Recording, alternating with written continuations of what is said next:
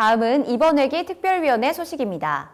예산결산특별위원회는 도와 도교육청이 제출한 2020 회계연도 결산과 예비비 지출건을 심사했습니다. 미세먼지 대책특별위원회는 활동 결과 보고서 채택을 끝으로 지난 2년간의 활동을 마무리했습니다. 철도 균형발전 공항 3개 분야의 특위는 내년까지 활동 기간을 연장했는데요. 먼저 충북선 철도 고속화 사업 지원 및 KTX 오송역 활성화를 위한 특별위원회와 균형발전 특별위원회는 원활한 사업 추진과 충북 발전을 위해 내년 5월 31일까지 활동하기로 뜻을 모았습니다.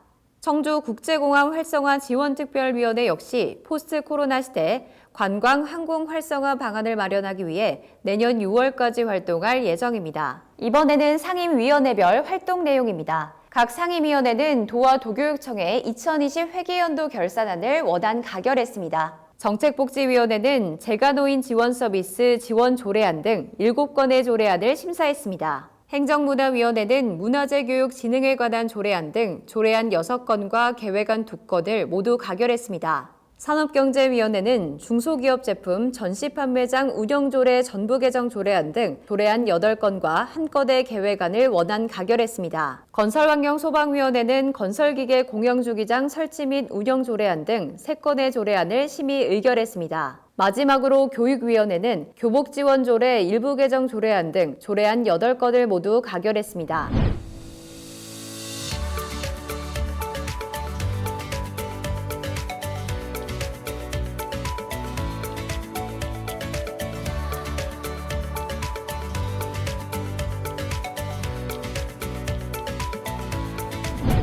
현장에서 답을 찾는 도의회 소식 전해드립니다. 박무디 의장은 호국 보훈의 달을 맞아 김춘자 전몰군경 미망인의 충북 지부장의 자택을 방문해 국가유공자의 집 명패를 전달하며 존경과 감사의 뜻을 표했습니다. 6월 16일에는 국회를 방문해 지역 현안 해결과 정부 예산 확보를 위한 적극적인 지원을 요청했습니다. 박무디 의장은 6월 25일 기습 폭우와 우박으로 피해를 입은 농가를 방문해 현장을 확인하고 주민들의 애로사항을 청취했습니다. 충북도의회는 생활 속 탄소 중립으로 환경보호를 실천하기 위해 일회용품 줄이기에 적극 동참했습니다. 정책복지위원회는 6월 1일 장애인 복지 증진과 지원 방안 모색을 위한 간담회를 개최했습니다. 6월 4일에 열린 정책 간담회에서는 개인 운영 장애인 거주시설의 지원 방안을 심도 있게 논의했습니다.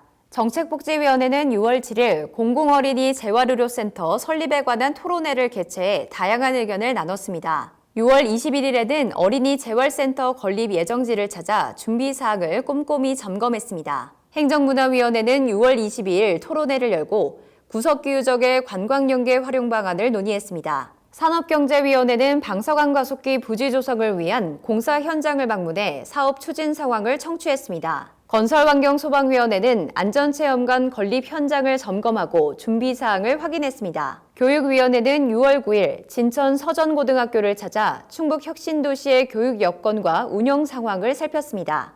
6월 23일에는 봉덕초등학교를 방문해 급식실 시설과 작업 환경을 점검했습니다.